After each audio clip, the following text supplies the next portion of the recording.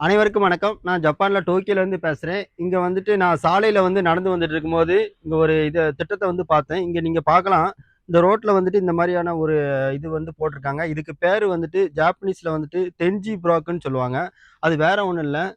பார்வையற்றவங்கள் ரோட்ல நடக்கும்போது, அவங்களுக்கு வழிகாட்டுற இடத்துக்கு பேரு தான் தென்ஜி ப்ராக்குன்னு சொல்லுவாங்க.